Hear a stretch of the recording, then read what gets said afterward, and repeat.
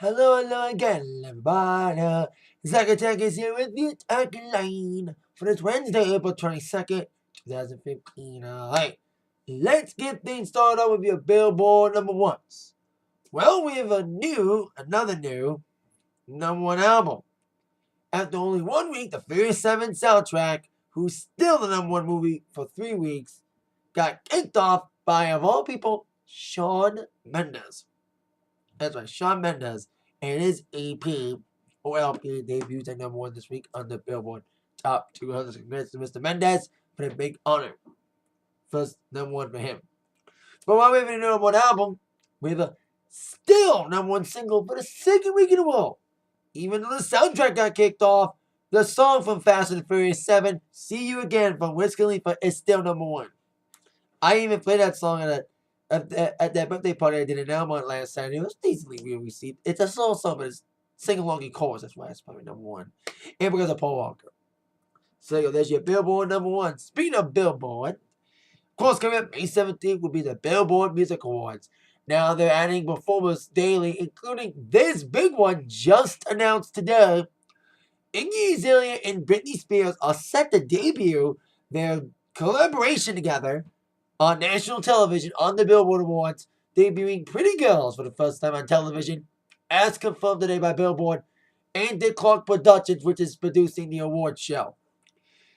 I'm looking forward to hearing this duet for two reasons. One, I want to see if Britney's still relevant because the last album didn't do too well. And of course, for Iggy, she needs to prove that she's not just a one or two hit wonder. And her career's been going down with her social media exile. And of course, her last couple of singles didn't do too well. Following Fancy being number one and a modest success in Black Widow.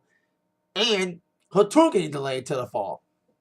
So there you go. Let's see if she can regain momentum with this duet with Britney, which will make her debut at the Billboard Awards, which should be a talked about moment. A lot of performers for this award show. As Kelly Clarkson's been at it, and so is John Legend. A lot of people. Ed Sheeran's performing Fall Out Boy with Wiz Khalifa, Hozier, and Meghan Trainor. So a lot of people performing at the Billboard Music Awards to be hosted by Ludacris and John Legend's wife, Chrissy Teigen, on May 17th in MGM Grand Garden Arena in Vegas. Makes sense that Britney's performing because it's in Vegas where her show is. In Vegas. Now let's get on to some TV and comedy news. Last night, Amy Schumer made a big splash on all different outlets. Last night was, of course, the season 3 premiere of her funny Peabody Award-winning show, Inside Amy Schumer. It was a very funny episode. Of course, a lot of people like me are applauding two very good segments in a sketch comedy show. The Football Nights sketch, a parody of Friday Night Lights, making fun of the rape epidemic in a funny way in football. And the Last Fuckable Day segment, sketch, should I say, shouldn't be calling these segments more like sketches, featuring Julia Louis-Dreyfus, Tina Fey, and Patricia Arquette, in a very funny segment about this segment with sketch with Julia Louis-Dreyfus saying it's like a last fuckable day. It's kind of a funny segment. The segment that's like touching people on the wrong nerve is Amy's interview segment. Amy goes deep with a transsexual woman. Some people say she didn't handle it correctly. It was a decent interview, but the rest of the show was great. Schultz made a big splash as her show was airing on Comedy Central. She pranked in what is supposedly the best photobomb ever, where she photobombed the hell out of Kanye West and Kim Kardashian as they were walking down the red carpet. Amy purposely fell on below Kim's dress and cameras were flashing. Kim was smiling, but Kanye was like, Kanye, I'm Kanye. I don't laugh. I'm serious all the time. White lady on the ground, still not smiling. You know what I mean? He's always in his signature, Grumpy Kanye.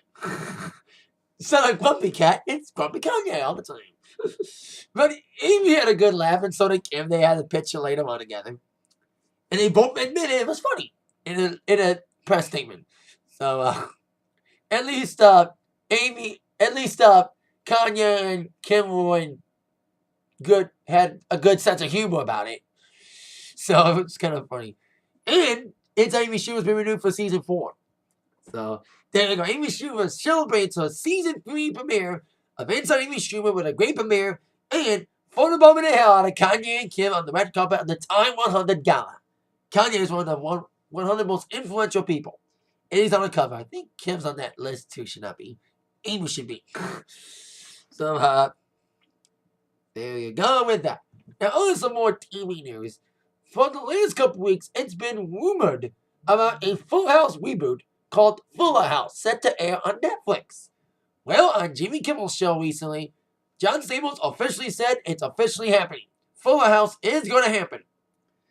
Now, the premise of the new show, which is, like I said, only on Netflix, will feature most of the original cast. Well, as of right now, we do know that DJ, a.k.a. Candace Cameron Bure, will be reprising her role as DJ, in a kind of a role reversal.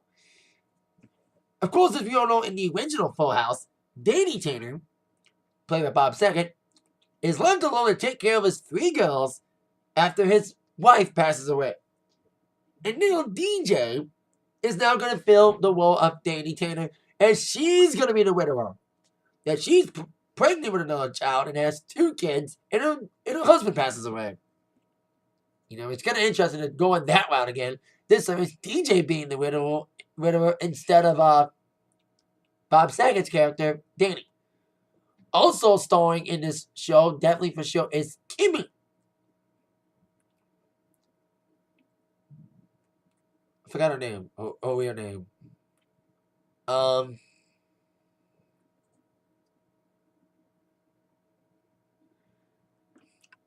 And John Stamos will be cameoing. And of course, the big question is, will the Olsen twins appear on the show?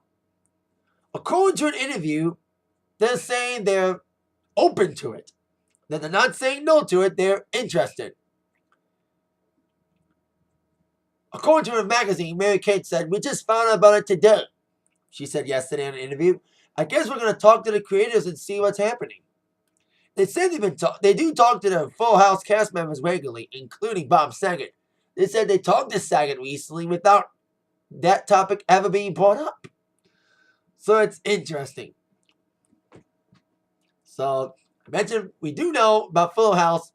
There's a reboot involving DJ, played by Candace Cameron Bure. Kimmy, played by Andrea Barber, will be on, as well as Stephanie, the second youngest Tanner, played by Jodie Sweden.